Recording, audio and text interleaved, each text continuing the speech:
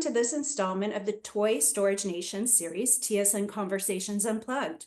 This series is based on questions we most often get at Toy Storage Nation. Today's topic is flex space. Today's participants are Barry Sherman, partner and principal at S3 Partners, and Toy Storage Nation advisory board member, Thaddeus Campbell, director of business development at Flex Park Partners, Cody Payne, Senior Vice President at Colliers International, Randall Mosca, Jr., Chief Brand Manager at Columbia Management Group. Thank you all for being here. Before we begin, I was hoping you could briefly introduce yourselves and give us a bit of background. Barry, can we start with you? Certainly. Thanks, Amy. Pleasure to be surrounded here with this talented group also.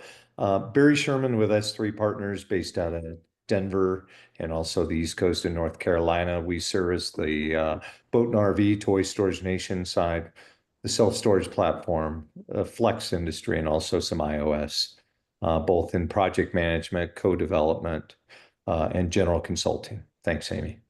Thanks, Barry. And Thaddeus. Yeah, I'd love to. Director of business development for Flex Park Partners. We're a small private equity firm, started out in the self-storage business, have created a wing for this small bay flex industrial asset class that we have fallen in love with, and pursuing ground up development deals and value add acquisitions in the space as we speak. Thank you, Thaddeus. And Randall, did I say your last name correctly? Correct, Mosca. And can you give us a little bit of background? Sure. Columbia Management Group, we're an in-house management company for an equity group. We're primarily on the East Coast, New York, New Jersey, Pennsylvania, and have recently expanded into Arizona. And our latest ground up project is a combination of self-storage, traditional self-storage, RV, and now flex units. So thanks for having me. That's awesome, Randall. Thank you. And Cody. Yes, so I'm Cody Payne. I'm with Colliers International. I run a fantastic team out here in Dallas-Fort Worth, and all we specialize in doing is selling small bay flex industrial. It's where I started my career in 2005, and we also help people with site selection, understanding site analysis, and things of that nature for new build construction. We also have several little arms that help people out on the education side and rendering and imagery side on building certain parks for certain areas. But our main business line is the brokerage side. Got it. Thank you. And thank you for being here and sharing your knowledge on this space. We are getting more questions on flex space. It seems to be one of those terms you hear quite often over the last year or so. So we'll go ahead and get right into it. And the first one I want to start off is, why is there a need for flex space? And can you give us an overview of the current market? What the current size is, where you see the expected growth. And Cody, can we go ahead and start off with you? And then anybody who wants to jump in after that? Yeah, absolutely. So, I mean, when you look at the current market across the U.S., you're sitting on about 3 billion square feet. You've got a lot of markets that continue to see growth. Obviously, it's market to market dependent on kind of how you're talking, but if you're looking on an overview, a broad overview, you've got a lot of really good, strong rental growth that has continued over the past 12 quarters in the small bay flex side, which is tremendous. Same thing with the average price per square foot on the selling side.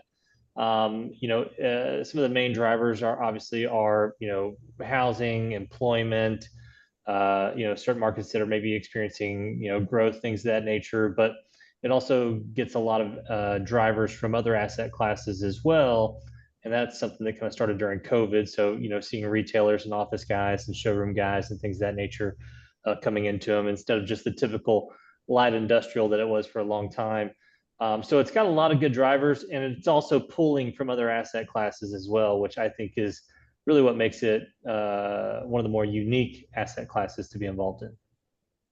Thank you, Cody. Did anybody have anything else to add, or did Cody kind of cover it? I'd certainly add a couple things here for us as we looked at this asset. Things that really drew us to it is a lot of markets around the country. This asset has been underbuilt over the last 20, 30 years, right? And that's just simple economics. As the growth of storage has been so prevalent, we're fighting for similar parcels of land. You can build small bay flex further out maybe than you'd want to build storage, but for us and for our strategy as developers, we want to find some of those same sites, 4 to 10 acres that you would look at for storage. So in markets where storage was not oversaturated, a storage developer could afford to pay more money for a site than could a small bay industrial flex development. And so you just didn't see a ton of it built in a lot of areas in the country. And we've seen such a massive shift in the last 5 years with last mile delivery becoming so prevalent and taking up a lot of these smaller spaces that otherwise would have been small business owners. And so we've seen those two pressures kind of combine, as Cody alluded to, rates going up very, very rapidly in a lot of markets around the country. And it's creating an economic environment where ground up developments are starting to make a lot of sense again. Thanks, Thaddeus. I'm going to move on, and if anybody does have anything else to add to that, please jump in. But Barry, I'm going to throw this one to you. What is flex space? You hear there's confusion out there on what it is, and I see Barry already chuckling that I threw this over to him. But you hear various definitions, and what can it include? Retail space, storage, workshop space, office, dock space, any others? How do you define it? Oh, there we go. Thanks, Amy. No, great question. I smile at that, and Thad referred to it earlier today. There's a lot of definitions of what it is today. It's matured over the last 3 decades into what we're seeing today, and it's more nimble than ever. As we used to go from what we call low bay, big flex buildings that we'd subdivide as needed. Now we're looking for spaces that are ideally off the shelf, ready for occupancy. It can have a storefront, it have transparency to it. It can have some small incubator type retail components, but it's got some type of warehousing and slight potential manufacturing components to it. And based on what jurisdictions you're at and what the clientele is looking for, we can outfit these with mezzanines, air conditioning, heating, small office spaces, restrooms. But you're going to see the gamut of across the boards. And that's one of the first questions we go into this when we're speaking to our clients is, first of all, what are we seeing the demand needs to be? How much of it is there? Because on some of our developments, we're going to find a mixture of that product. We might have everything along the front of the site that has the transparency with the glazing, the storefront, all the amenities, plus a warehouse space, where other places on the site where we don't need 70,000 square feet of that. We can reduce some of the amenities and really play with the price points that we can bring this to market with. Mm-hmm. So it can be a diversified piece, but today it is smaller units from about 1,500 square feet up to maybe 3,000 square feet with flexibility, with expansion from one to another. And it's got those components with lighting, mechanical, facilities for office and restrooms, large overhead doors, man doors, and some level of parking that's taken into account. Typically not outside exterior storage with it. So I'll pause there, let one of my other colleagues jump in accordingly. Thanks, Barry. Go ahead, Randall. Yeah, we've in our research, we're new to the flex space industry, and our research, our facility is right outside Sedona, and we found a need for our tenants looking for with the hybrid work environment and not needing large office space.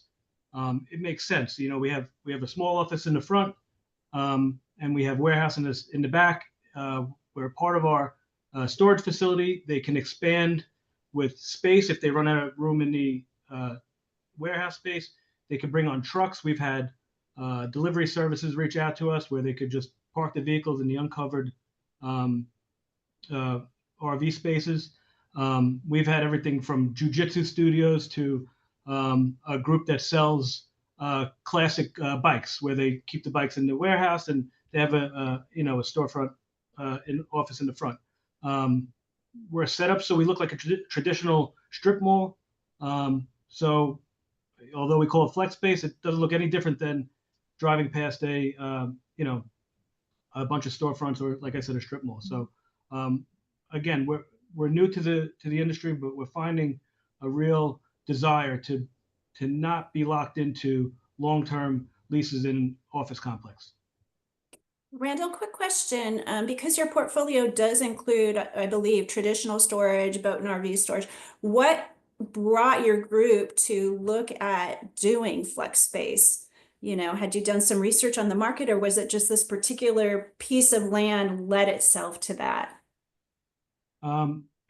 We did some research, and like I said, we were outside Sedona, and we found that office space was expensive in the Sedona area. We had heard of a need for flex space. We're trying to make this an all-in-one project. We just completed phase 1, which was, again, traditional storage, RV, and flex space.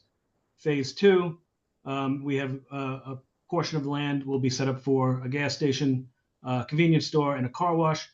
It's basically a one-stop shop for a business. You have, Nice. you have your trucks, you have your RV, or you just using storage. We have everything all in one. We have a members lounge on site.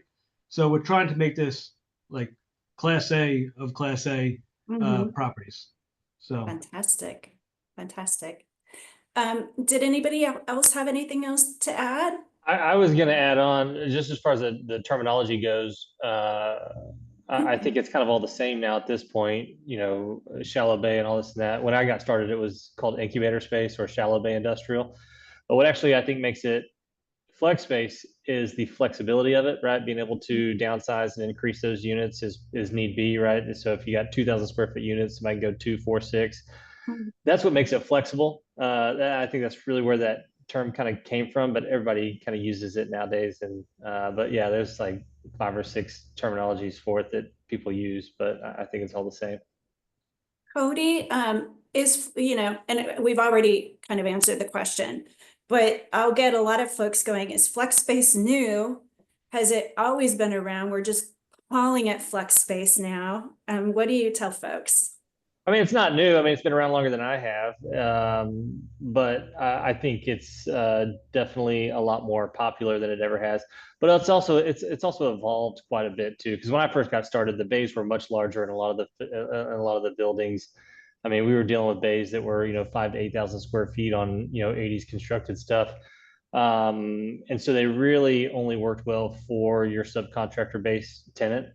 But over time, they've expanded, and people have kind of realized these smaller spaces is really where your larger tenant pool's at. But no, it's been around forever. But it was not popular when I got started. I can tell you that. I never would have been on a podcast back then. Now we can't keep you off a podcast. I know, like they wouldn't. Nobody wanted to talk to us back then. I was going to add real briefly, Amy, just building off of what Barry said. It is, and we've learned this the hard way. I'm speaking from Payne. It's really important, and I'm a little jealous of Randall and his team that they know exactly what it is they're building. We've gone through a lot of iterations of what our project looked like from the beginning, and I would suggest to anyone out there who's interested in getting into space, have conversations with someone like Barry. Cody and his team wrote a book, Flex Space Domination, which I can't speak highly enough about, that really lays out a lot of what these projects can look like. And so lean on people with a bunch of experience, because you want to know exactly what you're doing. The build cost difference when you start tweaking with little changes to what your facility is going to look like can be staggering. And it can really change the reality of whether your project is actually going to pencil or not, whether it's going to be something you can build. So just strongly urge someone to have conversations with somebody like a Barry Sherman, like a Cody Payne, before you start going down the road very far. It will save you a lot of money and a lot of aggravation in the long run. Thank you. Well, and also, just to add on to that, also a lot of times we find that it's actually easier to go ahead and purchase existing than to start new, especially for a new developer that's maybe done it before. And so, but yeah, like I said, we help out with a lot of site selection, and as Thaddeus said, a lot of people go into it with the pricing, guidance of here, and then oh, let's add some of this, let's add some of that, and next thing you know, you've got a Mercedes in an area that didn't really need any. Cody, it's interesting that you bring that up, as far as it's the path is a bit easier purchasing existing facilities. That comes up a lot within the boat and RV storage market, because you've already dealt with the entitlement phases and all of those kind of hiccup points that occur along the way. The key is finding those, facilities that are available. And also a big thing is finding BC level facilities and then upgrading them to A. What is the current market like for existing flex space facilities? Are there many out there that for purchase? And is there ever a time that when you purchase them, you make changes? I think if you're looking for existing, obviously it depends on your criteria. I feel that it's easy to find. We do a lot of off market as well. But I mean, if your criteria is just too far off, obviously that's any asset class. But I feel that there's good opportunity to find out there. There's a lot of off-market deals that are done. That's a majority of the ones that we do is making unsolicited offers or, something selling before it actually hits the market. As far as taking a C to an A, you're not going to find as much of that. That's going to be a little harder to find, but there's plenty of stuff you can find out there where rents are 35% below market. Plenty of that out there. Is there kind of a sweet spot for you of facilities or projects that you look for without giving too much of your secret? Yeah, no, I mean, no, there's no secret. I mean, our sweet spot of stuff that we like is, 40, 50 to 75, 80,000 square feet. That's kind of a good price range, good operation range. There's a lot of buyers in that pool. And there's plenty of stuff out there within that range as well. So, I'm not as big of a fan being inside of a major metro. I like kind of being on the outskirt where it's growing and it's headed that way, and you can kind of find something, maybe in the county area that's, close enough to a city. Maybe finding an older mom and pop owner that, hasn't really raised rates in a long time. We come across quite a few of those. So that's what I prefer. We like doing, the development side. Obviously, if that's your mindset, that's what you want to do. Go for it. There's a lot of people that we help that do it, have a lot of success with it. We do it. But as far as preference goes, I'm a big fan of cash flow day one. Yeah. Yeah, Cody, I might jump into that, and I agree with everything you're saying. It's intriguing because you'll have certain groups that say, "Hey, I want to do a greenfield, brand new, ground up, and where do I want to be today?" And it's kind of like how we've watched the storage industry move from the backyard industrial locations in most MSAs to more of Main and Main, and what that takes from a zoning standpoint to convince someone, those planners that, hey, this is going to be an A product. It's not going to have noise or sound or smells, because that barrier of entry, like you're saying, to an existing maybe product that's 20 years old, that's sitting there with the already built, is going to not have those barrier challenges, when a user comes in to buy a whole facility or look at a unit specifically. Because we can modify those buildings by putting, new aesthetics to it. We can paint it, we can redo the lighting, we can add technology that ideally brings it up to what a new development may look like today. And I think that's what you're speaking to. So again, it'll go back to who do you want to be as a developer? Because I think Cody's right. There's a plethora, and their team can help out on finding those facilities. But if you're wanting to be new today, where do you want to be to maybe drive that rate up for yourselves? Mm-hmm. And so there's a balancing there as you're looking to make decisions on which direction to go. Thanks, Barry. I would say something we found very fascinating in this space, a little different than storage, which has condensed ownership very rapidly over the last 5 years, right? You take out anything less than 30,000 square feet in self-storage, and institutional money, REITs, private equity, they're now owning 70+% of the facilities that exist. It's a smaller pool of owners. Small Bay Flex still significantly behind that curve as far as big money condensing the ownership group, where you have almost 75% of the value of the product that's defined by the total value is either mom and pop owners, smaller owners, or it's user owners, right? So to Cody's point, you still have operators out there who are not savvy necessarily commercial real estate investors, and they're not pushing rents to the peak of the market. They're at 100% occupancy with room to push, and maybe you get a little bit of vacancy, but if you raise your rates by 20% and your vacancy goes to 5 to 8%, you're still generating more net operating income every month. So one of the reasons we're drawn to this asset class, a little further behind the curve of self-storage, where you don't have quite so many people fighting to buy every product that comes on the market. And quite frankly, owners aren't receiving quite as many phone calls for their property as they do in self-storage. Not to say that there aren't people out there looking, there certainly are, but not the same fight that we found in self-storage. It sounds very similar to boat and RV storage and why we're so enthusiastic about it. It's not a saturated market, right? I mean, but you do have to be careful, do your due diligence, do your feasibility studies, because there are certain areas that may be, but overall, there's so much opportunity. It's where traditional storage was 30 years ago. And it sounds like you're finding the same thing with I think flex I'm space. going to build off of your point, and one of the things that, because we looked at boat and RV storage too, that was one of the options we were exploring of going down. And I think one of the things that we liked about FlexSpace, you asked this question earlier, has this product been around? The reality is this product's been around for a long time. It doesn't necessarily look exactly like it's going to look today, but the idea of this product has been around for 50, 60, 80 years, even more than that. So there is a track record there for us to go back and look at, right? Boat and RV storage, you go in a lot of markets. You're building something, you're brand new, you're the only one there. We at least have something to base our projections off of. Even if it might not be the exact same product, we can at least get a good idea of what's going on in a given market based on product. Fortunately for us, a lot of times we're looking at product that was built in the 1980s, the 1970s. And so we know that if we can bring a Class A new product into that market, we have a really good chance of competing for higher end customers. Gotcha. So you have some historical Yeah. information and data to be able to kind of look back on.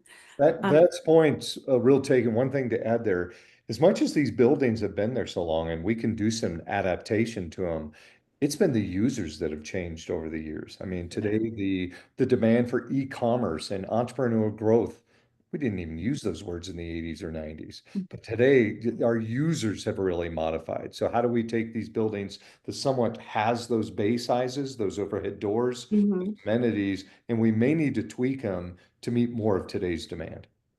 Thanks, Barry. I'm going to kind of skip ahead here just because of what we've been talking about so much leads to this. Feasibility studies. What is looked at when doing a feasibility study if someone is considering doing flex space? Also, I'm going to put it together. I know this is probably mashing things together, but also the land. Because sometimes, someone may come to you with the land already that they're thinking of the project. Other times they're coming to you saying, hey, where would this make sense? So feasibility study, I'll throw this one to Barry first. What is it that you look at? And second is, location and land size that you're typically looking for. Okay.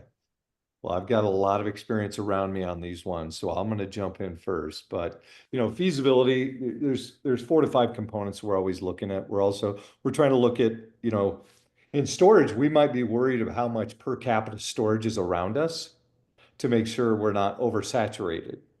When we study a lot of feasibilities, we want to see what's in the market share. We really want to get deep into what the product type is. So defining what other flex is out there, like we just talked about in the prior questions. Who is offering what and what might we brand ourselves to or provide to our particular development? We're going to look at their rates. We're going to try to dig deeper of where the rates have gone, where they're at today. We're going to go look at their asset type of all their site, their amenities, their circulation, their visibility. Um, uh, we're going to get deep into taxes, property taxes, et cetera, some jurisdictional items. The feasibility likely will give us those things, okay? From a land basis standpoint, the feasibility is going to kind of speak to some of those things, but that's probably an offset of outside the feasibility where we're doing specific studies on things that are going to get deep into dry and wet utilities. We're going to look at the grading of the site, a lot of the characteristics of the site to just see what, besides the land itself, what it's going to take to develop it, the cost, et cetera. So I think you're going to get a couple other great answers from these gents here, but there's my 2 cents. Thanks, Barry. And don't worry, I have an entitlement question coming for you soon. Just to add on to the feasibility and, when we do land analysis and things of that nature, I mean, obviously, if it's a new market that has nothing in it, we look at key demographics that are good economic drivers that are maybe successful in other areas that, are somewhat similar, and to kind of see how those match up, right? Whether it's spending, business count, business count increase over time, population growth, things of that nature. There's a lot of things that we look into. Obviously, the first and best one is always the competition, right? navigating, scouting your competition is really going to give you the best handle on it. But with Flex being new, especially in a lot of areas that are growing, the demographic is really going to be one of our better tables to look at. And one thing that we do here through our site analysis is we've got a lot of parks kind of across the country that are very good performers as far as renewal probability, rental rate increases, occupancy, things of that nature. And so we like to kind of identify some of those key demographic factors and use those to apply to areas where maybe there isn't any flex to go to. Because like Barry said, you're right, there's not like a square foot per person that you can really apply. We've actually tried to look and figure out that formula, but none of it ever makes sense for us. So we like the demographic and the actual competitor analysis. Does a feasibility study ever get into looking at the client type that Absolutely. would be best used for that area? Because if that changes the design, as Barry was saying, you could get, or a couple of you can get caught in the mix of trying to upgrade, and you've just priced yourself out of a market. But do you look at certain locations, what your typical business would be that's going to be a ton? Absolutely. And that will come with determining what a rental rate could be, what the market could handle, and then also determining the maybe traffic counts and, visibility. And so then, we can kind of grade it as, hey, maybe an efficient build is a little better, maybe some showroom, or hey, maybe there's actually an opportunity to do condos.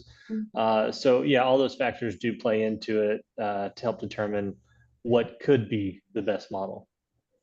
And Randall, I know when you talked about your tenants and kind of the design you had, did you have the type of tenant in mind? Given you talked about knowing kind of the Sedona area and understanding the market there, did you then design for that typical tenant that you were thinking would come? And did you get any surprises as far as some businesses that you may not have thought of that would be interested? It's new to us. We really didn't know. I feel like when we got into flex spacing is how I felt when we got into storage 15 years ago.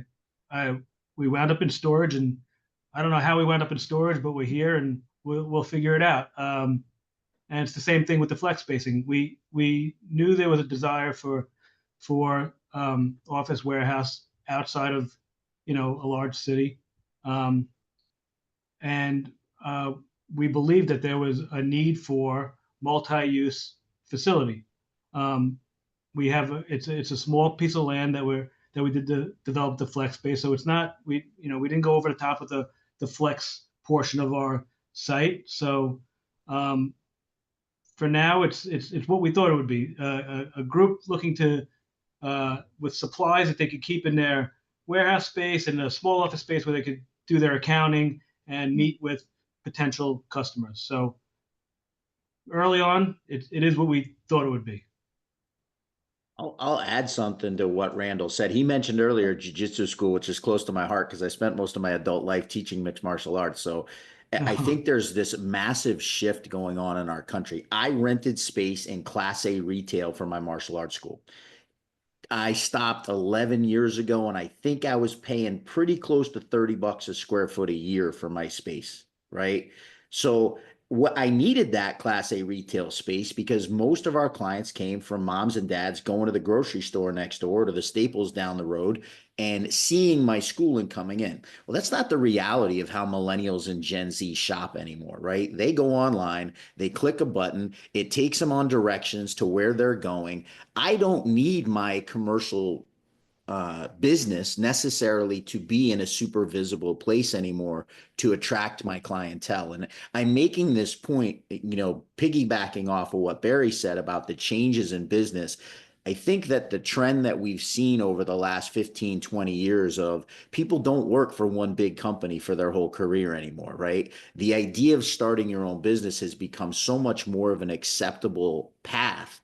And quite frankly, a lot of smaller blue collar businesses are starting to come back. That's starting to be something people are going to trade schools, is becoming a path that people are taking now again. And those people all need space. So I don't think the trend of these types of spaces being necessary in the market is going anywhere anytime soon. Thanks, Thaddeus. Given that we have various types of businesses in a flex space property, does care need to be taken so that certain tenant types can coexist? And are there ever types of tenants that you would never put together in the same type of facility? Do you want to grab that one, Thaddeus? Since I think we talked about that at one point. I mean, listen, this is something we're keenly aware of, right? Like, we don't want a guy changing oil in cars next door to a jiu-jitsu school, right? The guy changing oil in cars is going to have people leaving their car there. We have limited parking, right? In order to make one of these projects pencil, you have to have a certain number of parking spots per space, but you can't put too much parking because then you don't have enough rentable space, and you can't make enough operating income to make the project actually work on a fundamental level. And so if I have somebody taking up a bunch of parking spots where there's cars parked there overnight, it is going to push other tenants out, right? I don't want loud manufacturing in that center when I've got other people that are trying to operate a business out of the office space, right? Randall talked about somebody who's selling bicycles. He doesn't want pounding going on next door when he has a customer in his showroom trying to make a sale. So we're hyper aware of who it is we're trying to attract. We don't want any heavy manufacturing. We don't want any heavy sounds. Quite frankly, I don't want anything that's requiring someone to take a part or fluids out of a car. We're going to be very strict on those type of rules to make sure that we're not costing ourselves more tenants than we're gaining by having that one person come and rent from us. We just turned down Go ahead, Randall.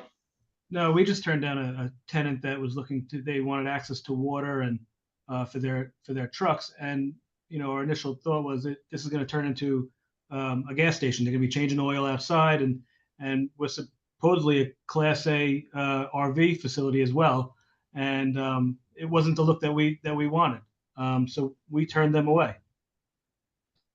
Well, and just to add on to that, we've got a lot of leasing guys here that lease flex space, and that's actually where I started my career at.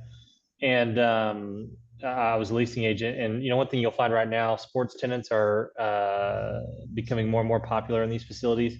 And in the evenings and certain times of the day, they can clog up a lot of parking. And so there's a business park that we were actually selling that had it was a tumble and cheer, basketball training, and they also clogged up the parking lot with a lot of their customers and things of that nature. So, but as far as tenants that maybe don't work well together, I mean, I don't think that's as big of a concern as it is the right tenants for the park to make sure everything is clean, cut, and dry, and nobody's taking up more parking than needs to be or anything of that nature. Yeah. Thanks, Cody. Amy, I might jump in as the maybe older timer, but also the practicing architect of the piece. Over the years, my biggest thing as an architect has been when I start looking at these facilities, we have to ask the question first at the zoning and planning level to the entitlement piece where you may be going, because as we go in to get these entitled on newer facilities, because the older ones, we have a lot of grandfathering in that gives us flexibility. But on newer facilities, they're going to start asking those questions, and they're going to look for us to define those uses early on, sometimes in our planning documents, that drives parking, that drives fire separations, that drives water tap sizes, et cetera, et cetera. And particularly when we get into the building code and these users come in and they go get a use permit in their specific unit, they've got to describe their use. And so that pertains to a lot of things. It's an incredibly important piece for each of us developers that are looking to do this, so we have a definition of who's going to be here and who's not. Have you found in the entitlement process, are there certain tenant types that are easier for the municipalities to kind of palette in this versus others? Have you seen certain projects that seem to be easier to get pushed through? Well, it's the basics to some degree. They're going to look for users that don't create noise, smells, of course, any waste, that needs sand and oil interceptors that are going to become problems there. They're looking to make sure we don't have a use that has an abundance of parking where we're underparked in our overall development. So those are the normal triggers. You know, we'll have the basics of signage code items that we'll speak to, but that's a ton of homework that wants to be done early enough so you're not caught later. Ahead of time. Do they tend to like retail space? Well, they do. They like the word transparency. Yep. The other reason that they like it is generally the retail space is going to provide a sales tax. Mhm. When we sit in just basic self-storage, we don't have a sales tax piece to it. So of course the city likes it from a revenue standpoint. They look for community amenities. That's the biggest thing we're trying to do, is bring an amenity to the community that can support what is probably lacking today. And a word that I would probably add on to say, if you're dealing with the city, better than just, kind of small bay or something like that. Sometimes they can look at it and just think car garages or, mechanics and things of that nature. We really like the word showroom. Seems like a lot of them do as well. And so even if that's just a little bit of glass up front, it gives that openness and potential opportunity for those type of tenants that would pay additional taxes, as Barry was saying. Great word. It's a great word. Here's kind of, I'm going to go a little bit sideways here, but I've gotten this question, and I was surprised to see there was a scenario in this case.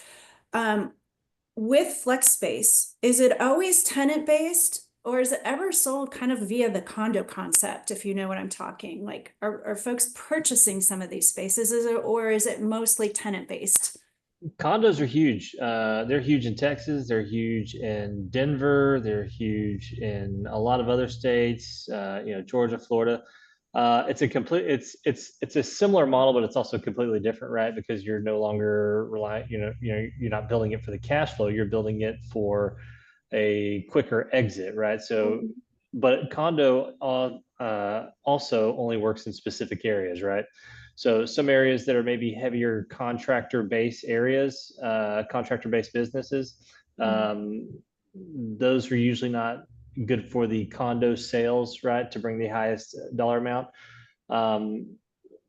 You've got your luxury storage, your luxury car condos, and then you got your higher end business condos. And so there's a great model for it. I mean, those condos can sell anywhere from 160 a foot up to $900 to $1,000 a foot, depending on the location. And so, and depending on what it is, right? There's some high end ones, kind of like X down in Austin, that is for people that are car enthusiasts, right? And you're basically buying like a really nice high end garage. There's going to be a little bit more on the expensive side, but your business ones, a lot of those are going to run you, 150, 200, 250, 300 a foot. But they're very area specific, because you got to put them in areas where people are and have that ability to purchase and want to purchase. And you want to make sure that when you do it, that you carve out the right exit too, because what we've seen on the condo side is sometimes people put too many in there and aren't able to sell off all the units. So then they end up leasing some of the units. And, obviously then that could impact your strategy at the end of the day. So when we talk about, condos being used for business purposes, are they kind of normally always kind of how we think of flex space, where the tenants are businesses? The condo idea, is it done the same way, or are they sometimes mixing? And again, you would have to be really careful of who you're putting next to who, right? If somebody is using one condo for their kind of man cave, probably isn't going to be wanting to be next to someone that has a business that they're running out of their condo. What are your thoughts? Yeah, and so you do need to be a little particular in that standpoint. So you're not selling a condo to somebody initially, and then that's a tenant that a lot of people maybe aren't as big of a fan of or want to be around, and now you're struggling to sell off the other condos. I always say sell off the least desirable units first and work your way forward. But the condo side, I'm telling you, it can be very, very lucrative. We have seen a slowdown in it here recently. I think a lot of that's just due to economy, interest rates, tariff situations, things of that nature. But that's really investment sales all across the board anyways. But the condo side can be very good and lucrative, but it's very area specific, because we have seen people do it in some areas and not be as successful as they wanted. But I'll also add this to it. There's several key groups that we work with that will actually buy existing parks, condo them, and then work to sell them to the existing tenants. And so that's also a strategy as well. So there's several different ways you can play it in the condo side. I'd Thanks, probably Cody. want to add real quick, Amy, an important piece is you're going to need to know upfront who you want to be here because Mhm. you're going to put design aspects into your site, into your building that's going to look different if you're going to go on a lease scenario versus a condo scenario. Because at that point, someone's owning the facility. They may come in and go get their own building permit that falls in with the guidelines of the CC&Rs of what they can do to it, but you're going to have a lot of differing build outs over the time versus maybe a single developer who says, I'm not coming in to renovate this for all my users. It's how it is today. But things start to change. So it is a game changer and a definite your scoped modifier on what you're going to be, either a for lease or a for sale. And as Cody mentioned, we have some hybrids out there that can work, but again, you've got to really define that. There's some other, clever ways of how you can continue to condo with a reoccurring income and still sell off all your units. And it's worth a discussion because you can put a ground lease under some of these that still provides this cash flow on a Ah, reoccurring basis. mhm. So something to ponder there. Interesting. With regards to financing, how would you compare the financing process for flex space? Given that you've got a lot involved, you probably with the banks need to explain the tenant types that you believe are going to bring in the revenue, a number of other factors. But talk a little bit about the financing process and how you compare it in ease, or just the process versus traditional storage, and then maybe boat and RV storage if you're familiar with that. With boat and RV, it's really about you need to come in and tell the story of boat and RV. Banks are starting to catch on, but the more you can equip yourself and really educate the bank on that market, it seems to be helpful. But talk a little bit about the financing process. Well, I'll give you a brief overview of the financing on existing flex and new flex, and then I'm sure Barry and Thaddeus and Randall can give you it on the crossover and what the difference is between that and storage and things of that nature. But as far as financing now, significantly easier than it's ever been. That was our biggest fighter that we had 10, 15 years ago. It was very difficult. Banks didn't like it. They didn't want it, especially the metal construction. They didn't like it. And so it took a lot of educating for a long time. But as far as now going to lenders with a existing park or even new construction build, the talking's significantly easier. They understand the feasibility studies a little bit easier, what drives these things, how they're going to perform and do well. And so as far as financing, significantly easier. We've got multiple transactions right now that we're getting financing for. They are kind of in the low to mid sixes on those, with around 30% LTV. I'm sorry, 30% down. 25-year AMs. Credit unions look at them. Insurance companies look at them. We're working on one that's a CMBS loan right now as well. So we don't have near as much. That was our biggest headache for a long time. And so I'm very excited we don't have to deal with that as much anymore. But as far as the crossover and the difference, I'll let the other guys talk on that. I might be speaking a little bit out of turn, given that we haven't actually gotten financing on one of these projects yet. That being said, I've done a lot of groundwork with the people that I'm used to talking to in the self-storage industry, and their typical lending options are all involved in small bay flex. There's not an outlet, whether it be traditional banking, whether it be local credit union, smaller local bank, life insurance money, debt fund, private equity groups looking to come in and take 100% of your capital stack. All of those outlets are interested in this space and lending in this space actively. At least that's what I've been told by people I trust implicitly. Do most banks have a preferred list of folks that they want people to use for their feasibility studies? And is it good to know that ahead of time, talk with your potential lender and see if there is a list? I may try to answer that for you, Amy. I would like Randall will weigh in for a minute on the lending side too. So there's 2 points I'll make. On the lending side, when you're going out to look for debt, I'm going to highly encourage you looking for a bank that understands the flex product. Okay. Like storage that we ran into for so many years, you never thought someone would come in and say, well, have you pre-leased your storage units yet? Right? We don't do that. On the flex side, we get that occasionally from banks that don't understand it. Well, we want to see you 50% pre-leased. Well, the product doesn't pre-lease totally to agree like that today. We build it and they tend to come like storage. Now, I'll be curious what Randall have to say there, but and maybe I'll go on to your next question then. I apologize. I don't know, Randall, you want to weigh in on that? Because you've just put debt on one, didn't you?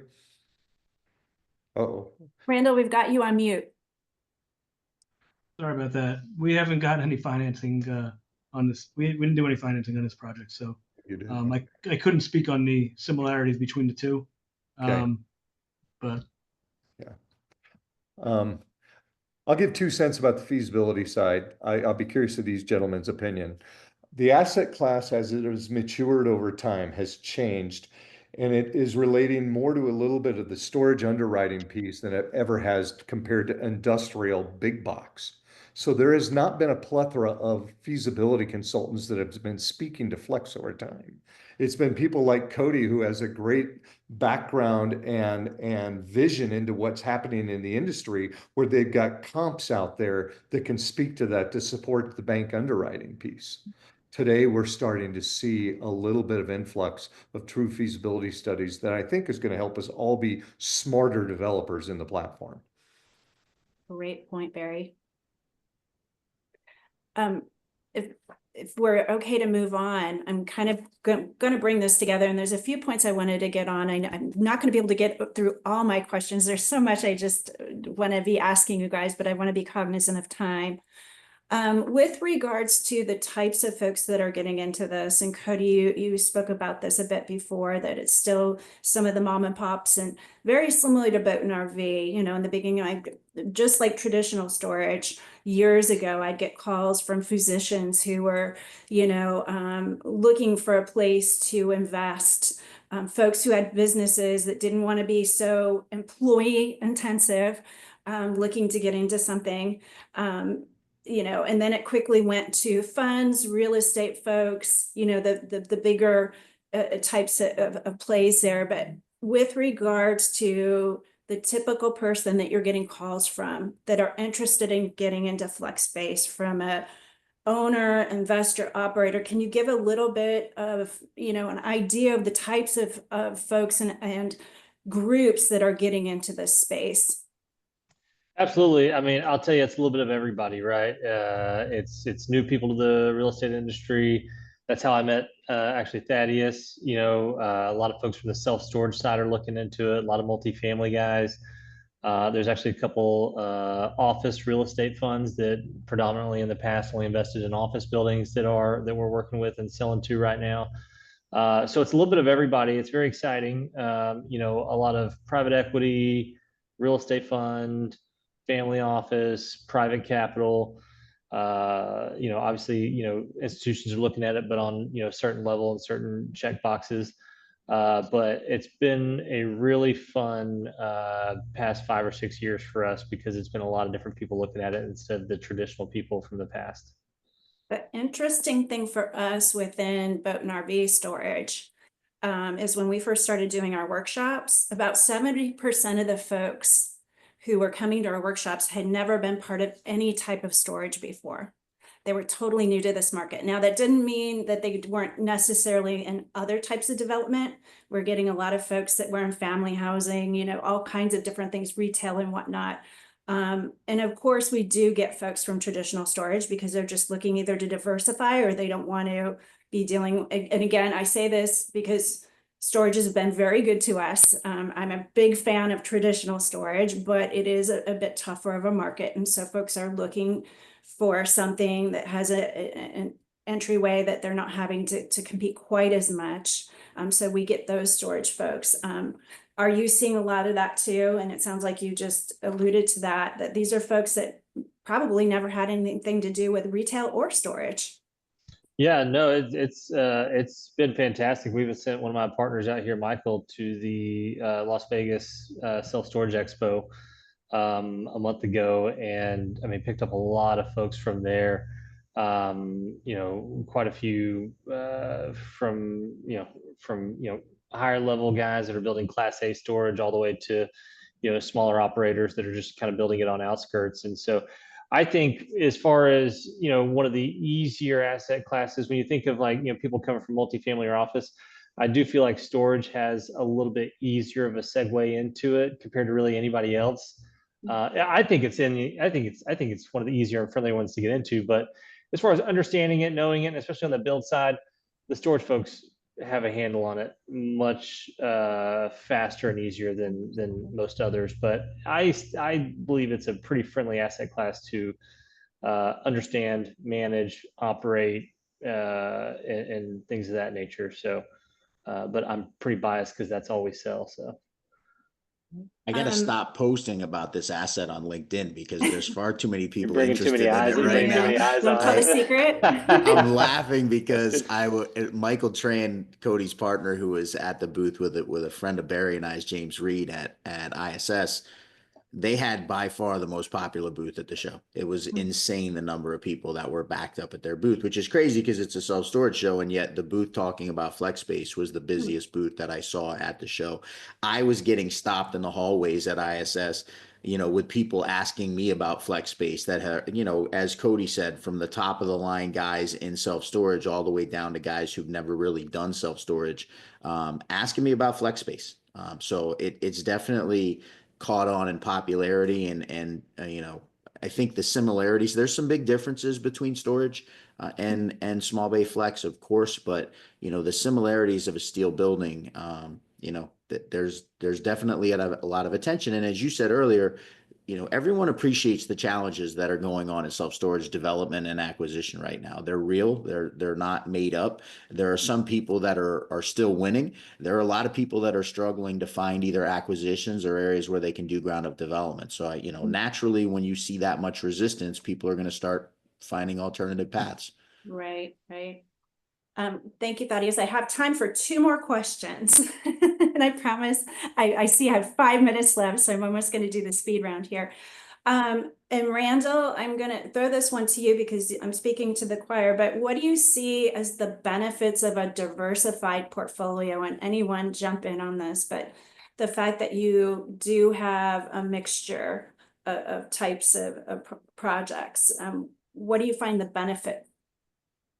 Well, the benefit is that we can attract any tenant base. The disadvantages are what I said previously, in that it's not a property where anything goes, and we could change tires and oil in the back of the storage facility. So I think the benefit is that we're capable of bringing in any type of tenant in any type of industry, and I just think that having the ability to expand beyond your warehouse is a big deal for us. And being able to store your vehicles is a big deal for us. You don't have to go too far. It's all contained to one property. So that's what I think the benefits are, and that's what I think sets us apart from others. But I'm biased. Thanks, Randall. Does anybody else have anything to add with regards to a mixture of traditional storage, maybe boat and RV, some flex space into the mix? I'm starting to see some of these groups that are adding different things within the boat and RV side. You see some that are on the boat and RV storage, but they're getting into the marina, or they're getting into commercial, parking space, that type of thing. It seems to be happening more and more. Is that just a maturing of the industry that we're going to see more diversified portfolios that may start to bring in flex space?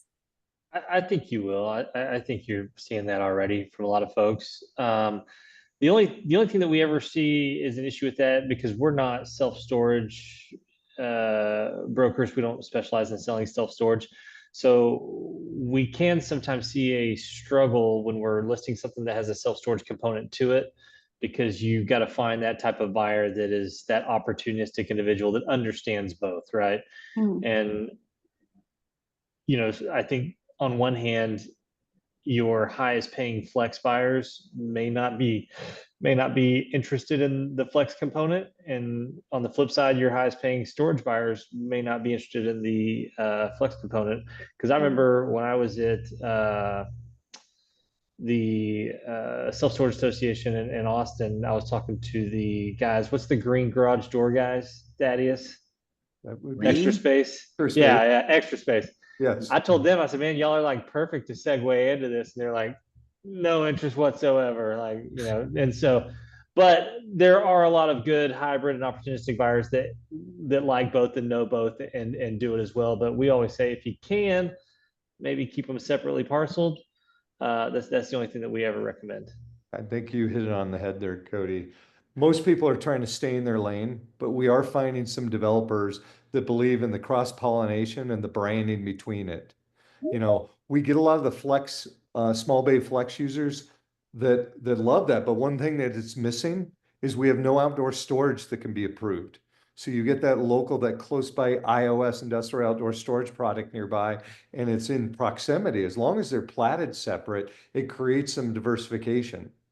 That's where we see with storage and boat and RV today, and some of the struggles there, because most of the time the people have recreational vehicles, they also are doing storage and they want to be there. It's just how we parcel off, how we plan. So great comments there, Cody. There's my 2 cents, Amy. Thank you all. Thank you, Barry. I have so many more questions, but I'm not going to keep you another hour. On the operations side, you know, I might need to grab a few of you for a part 2 if you're ever open to it. But what I'd like to do before we're done is just to go around, have each of you again give your name, your company, and your contact information. If you want to give your email, your phone number for folks that are listening to this, if they have questions or want to work with you, they can get in touch with you. So Cody, can we go ahead and start with you? Yeah, Cody Payne, Colliers International, Dallas, Texas. You can find me anywhere on LinkedIn. You know, we also have a great educational site that we're a part of, flexbusinessparks.com as well. Thank you, Cody. And Thaddeus? Yeah, I'm like Cody, somewhat visible on LinkedIn. You can find me there. I'm looking for land. So if you got 4 to 10 acres of land in a primary or secondary market around the US, would love to look at it, and always looking for new ground up development possibilities. Thank you, Thaddeus. And Randall? Randall Mosca, Jr.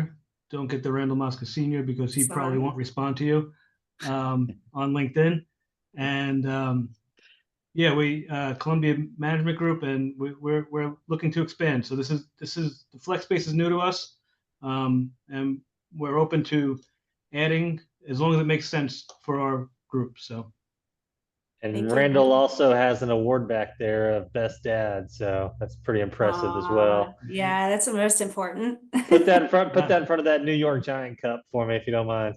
That's a tough sell over there. It's a Giants frame too, so nice. Won't help the cause for this Patriots fan or that Cowboys fan in any way, shape, or form. It hasn't helped for the past 10 years, so yeah. It helped when it mattered in the Super Bowls against the Patriots. So you guys did all right.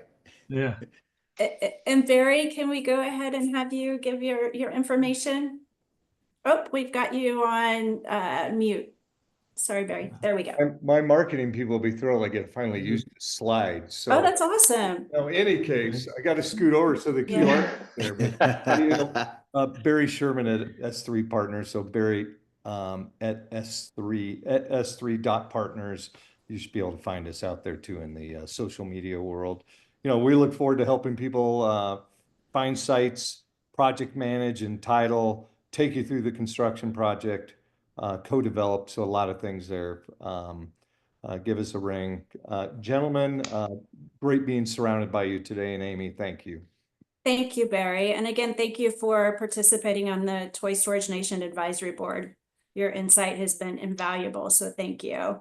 Want to give my information real quick in case you got to this, not from our website, but from YouTube. My name is Amy Bix. I'm president of Toy Storage Nation. Toy Storage Nation is a media education brand that focuses on Class A boat and RV storage, but we do like to bring information for other markets that make sense for the owners, operators, and investors.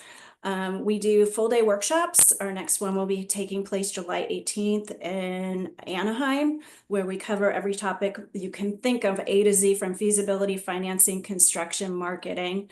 You can get all the information at our website, toystoragenation.com. You can also reach me at amy.bix, B-I-X, at toystoragenation.com, or my phone number, 602-909-3910. Want to thank all of you so much for sharing your insight information. This was a great topic for us to cover, learned a lot. Thank you all so much. Thank you. Thank you. Yeah, thank you back, Amy. That was awesome.